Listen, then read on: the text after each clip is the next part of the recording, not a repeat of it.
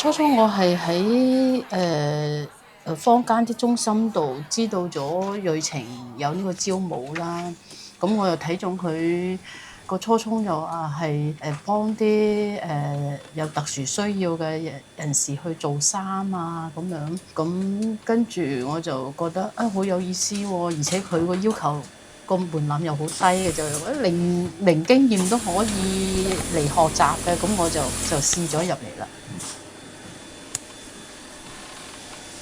我自己本身係一個自閉症小朋友嘅媽媽啦，未進入瑞晴之前，我因為成個注意力都係集中喺個家庭喺個小朋友身上，其實都係比較好緊張嘅，係咯。但學咗嘢，自己去分散注意力去返工嘅時候呢，相對嚟講就冇咁緊張啦。但係即係唔係話唔去照顧小朋友嗰個唔緊張，係自己啲思想冇咁緊張，即係唔會諗太多消極嘅嘢啊，咁成個人會積極咗咯。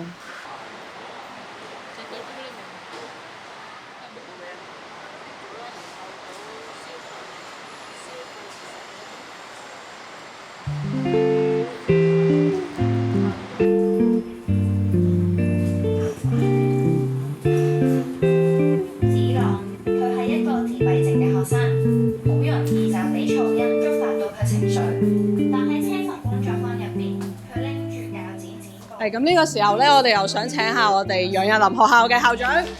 咁其實我哋楊日林學校點樣去擊破呢一個叫傳統嘅教育範式轉向呢？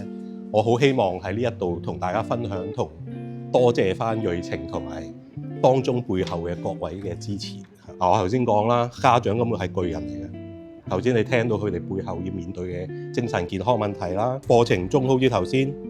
阿列高咁講，重拾翻一啲生命嘅意義，唔係淨係諗住自己仔女翻咗學將來嘅憂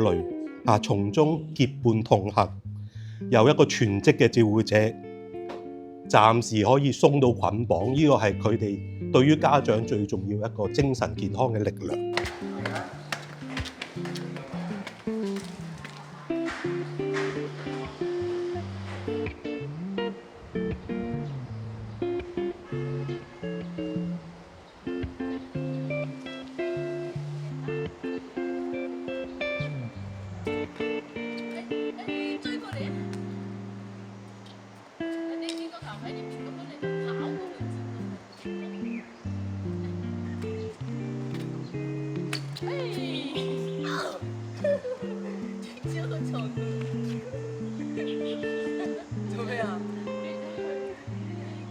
初嘅時候我好緊張，手腳又唔協調啦，因為未嚟瑞晴之前呢，我係未有接觸過醫車，而且係工業醫車喎，坐埋位開機聽到把聲，我已經係好驚㗎啦，手腳都唔協調，都唔知點控制，係咯。而家反而話見到呢班學生佢哋做得咁好，自己都好慚愧添，諗翻自己初嗰陣。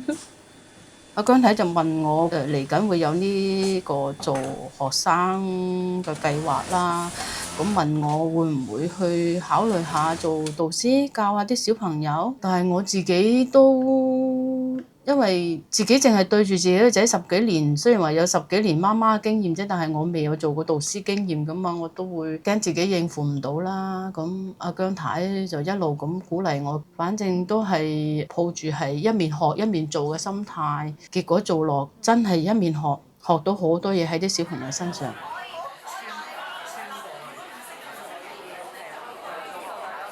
其實子朗俾我係印象最深刻嘅，因為佢係一個中度自閉症嘅小朋友，溝通好難啦。因為佢哋自閉症嘅小朋友一個特質就係佢中意嗰一樣嘢呢，佢就真係做到好靚嘅，係咯。佢畫啲線條啊，或者係剪出嚟嘅嘢啊，咁真係直線嘅就直線，彎線嘅就彎線，都做到好完美。佢其實係每一次都喺佢身上發現到驚喜。